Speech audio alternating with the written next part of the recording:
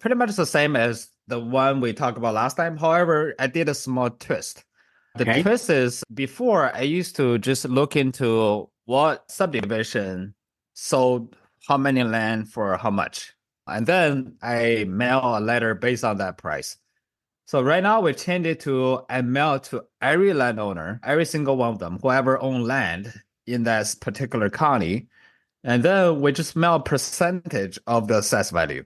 I mailed like over 100,000 mailers per month and just direct mail, right? I basically at least get one deal a day. That's a bare minimum. And someday I got five deals, right? So that's how you want to push yourself.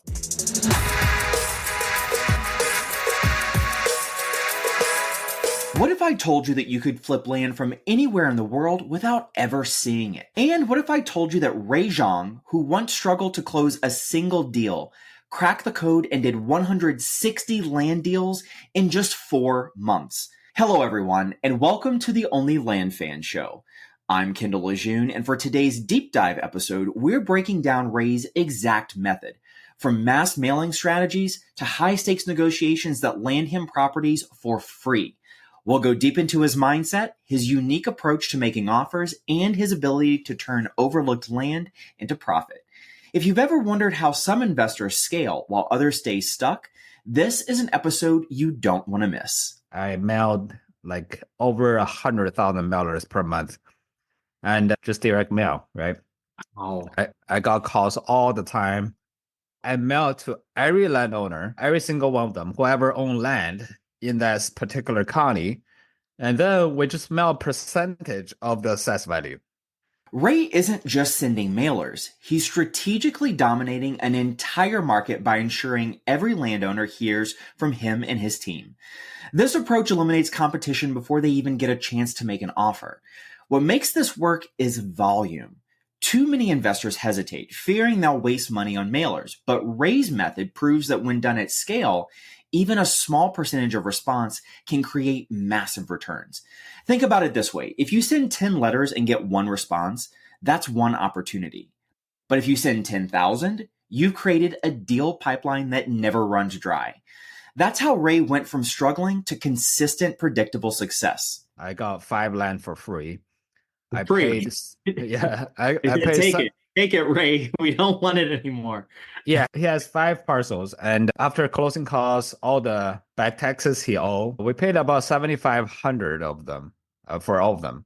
Today we got an offer for 45,000 for two of them. So we still have the other three, but haven't sold yet. The realtor said he might be interested in buying all of them. So that's the power of it, because when you reach to more people, you get more deals. This is next level deal making. Most investors think about discounts. Ray is thinking about free. Why? Because he understands that real estate just isn't about price, it's about problems. Many sellers don't care about making top dollar, they just want out. Maybe they inherited the land, maybe it has back taxes, or maybe they've just mentally moved on. By understanding this, Ray doesn't just negotiate, he solves problems. And in doing that, he creates insane deals like these. The key lesson here, finding the seller's motivation, and you might just get land for nothing. If you're finding this valuable, make sure to hit that subscribe button so you never miss an episode. Never give your offer first, no matter how low you think that offer is. And because you don't know what they want for the land. I'm going to give you an example. So I lost this deal, unfortunately. It's my fault. I became too greedy.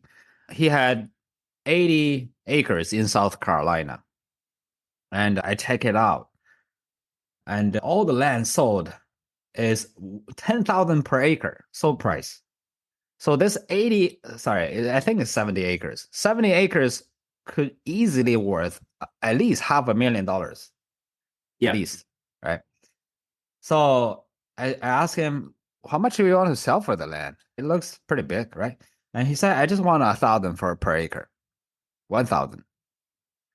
So I could easily buy this land for 70 grand. And the mistake I made is I didn't meet him in time. And I said, how about 600? I'll do that per acre. And he agreed and he said, let me think about it for 2 days. So that's a mistake I made. I gave them enough time to think about it. So if you have a good deal, get under contract today. I don't care if you have to fly there. And then I said, okay, I'll call you on Monday. So on Monday, he said, Ray, I'm sorry. The land is already under contract with another guy for 250,000. So that, how can you get 250,000 if you only want 1,000 per acre? Right. So that must be the buyer told him, okay, for this land we can do 250,000. So that's a huge mistake. Cost him about $170,000. Yeah. So I Wow. never gave out offer first. They give you a crazy off the wall answer. What's your next step in negotiation at that point? I simply tell them I cannot do that. Okay. That's it. Goodbye. And I then can't do that. Goodbye. no, I don't say goodbye. But Okay. because if I say I cannot do, that's a negotiation thing when you keep silent. Let's say we talking nonstop, and all of a sudden I stop talking. And then you'll be wondering what I am gonna say, right? Because this is awkward, right? Mm-hmm. So if I say I cannot do, that's it. And I'm watching what he's gonna say. And I force him to say something because normal people will feel this is awkward, right? Yeah. So if he say, okay, no problem, goodbye. And then I just simply hang up the phone because if he wants 600,000 for 50,000 land, you're not gonna get to 20,000. No. And if you say, oh, what can you do? And now we can keep talking. And now you're chasing me, not me chasing you. Silence is power. Most people hate awkward silence, so they rush to fill it. Ray does the opposite. He lets the seller squirm, and in doing that, he gets much better deals. Think about it. If you're too eager, the seller senses it. But if you pause, they start second guessing their number. This is a psychological trick that turns negotiations in your favor. Confidence wins deals. And here's the key. Silence doesn't just make them uncomfortable. It makes them rethink their position. Sellers often throw out really high numbers because they expect pushback or some type of negotiation. But when that doesn't happen, when they're met with nothing but a quiet, steady pause, they're forced to confront their own ask. That's when you see them backpedal, hedge, or even lower their own price on their own. But Ray's strategy goes even deeper. He's not chasing price, he's solving a problem. And if people tell me, Ray, I'm ready to sell or I like your offer, whatever, I'll call them back. And then I will renegotiate again. I never pay the offer price on the letter. And then when I negotiate, the key is this: do not care about your price. When you solve their problem, you will be very happy with the price you're going to buy for the land. So it's a giving mindset instead of taking mindset. What is a taking mindset? Is I got to buy this land at this price because I want to make money, right? The giving mindset is, what is your problem? Why do you want to sell this land? Looks this land is good, right? And once you solve their problem, you can get the land even for free. And a lot of people don't believe me. I got this land for free. And I just want to really find out why they want to sell. For this land, I just told you, I got 5 lands for free. Is his dad has a company, and his dad passed away, and he really don't want that company. He want that company to be dissolved, and that's the last 5 parcels under that company. So Mm. I told him, what if I can just help you get rid of those 5 lots, and would he be just happy with that? And he said, absolutely, let's do it. But what do you need me to do? That's how you negotiate. Price is never the real issue. The real issue is what's behind that price. Maybe the seller needs speed, certainty, or a simple way out of a really tough situation. The investor who focuses on that instead of haggling over numbers, that's the one who walks away with the best deals. And a lot of people ask me, Ray, what should I write on the offer letter? What is the expiration expiration date I need to put on the letter? What is the offer price I need to put on there? I tell them all the time, it does not matter. What matters is you send it to them and they call you. That's it. Right. And Right. it's all the numbers game. Has this allowed you to get these offers out faster because you're not doing as much due diligence on the front end to be able to price these offers? Absolutely. And I can be able to reach to more people. That's the main thing, right? Got it. That's a very basic thing I start to understand because a lot of time you think it's the price that is the most important. I got to make the price so precise and so perfectly so people, when they call me, they are ready to sell. There's no such thing. And you just have to reach out to more people. And also, when you do a lot of offers and you don't care as much, sometimes when you mail too little, you spend a lot of time on like small amount of list, and you just really want to get that deal. And that kind of mindset will push you away from the deals. Too many investors overthink pricing. Ray doesn't. Instead, he lets the market tell him what's working. He sends fast, negotiates smart, and closes big. The difference? Speed. Yeah, always try to get to agreement when you're on the phone. The next time you call him, it should be, did you sign the agreement? Or is there anything that prevent you from signing it? Always try to get the land on contract. And a lot of time, they will get a lot of offers. And if you don't act fast enough, and you will lose the deal. The best deals don't wait. They go to the investor willing to take action first. Think about it. How many times have you hesitated to make an offer because you weren't 100% sure of the price? Meanwhile, someone else who just sent the offer is already in negotiation mode, locking up that deal. Ray's method removes that hesitation. He treats offers like fishing lines. You throw enough out there and the right one bites. Then and only then do you start negotiating. And the best part? His approach filters out time wasters. If a seller isn't interested, he moves on. No chasing, no convincing, just straight deal flow.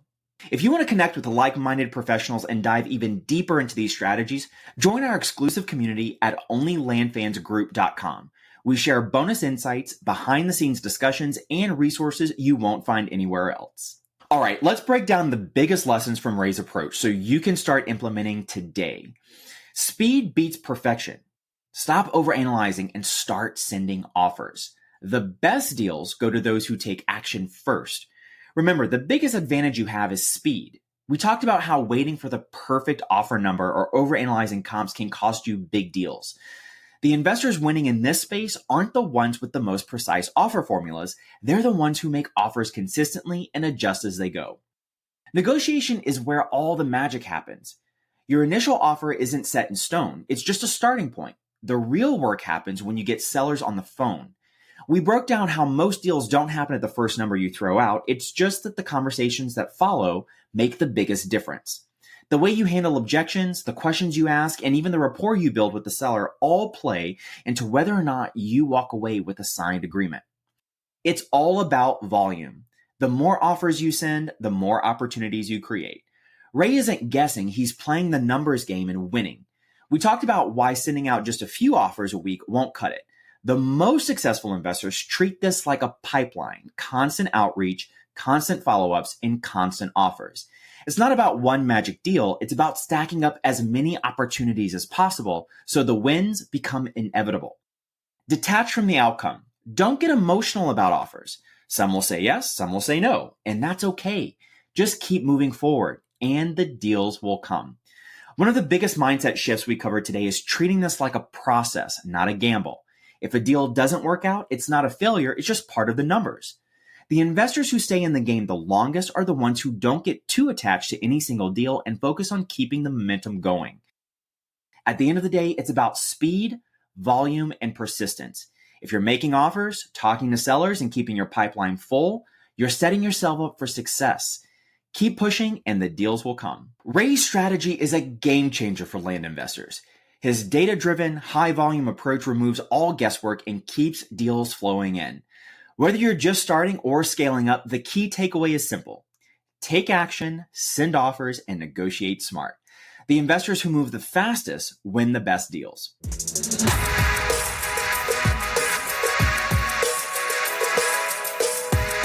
And that's just the tip of the iceberg. If you want to hear the full unedited conversation with Ray, head over to our YouTube channel now at watcholf.com. Again, that's watcholf.com. Don't forget to subscribe so you never miss an episode and hit that bell icon to stay updated. Until next time, keep improving your land business, and we'll catch you in the next one. Hey land fans, tired of sellers ghosting faster than your ex? Get ready. Our friend Ajay Sharma has created the ultimate program to transform your acquisition game. Land Closers Academy brings you weekly call reviews, a powerhouse community, and the proven system for turning leads into signed contracts. And check this out. Sign up now at olfclosers.com and you'll get my personal call review template that's crushing it with both my team and my coaching clients.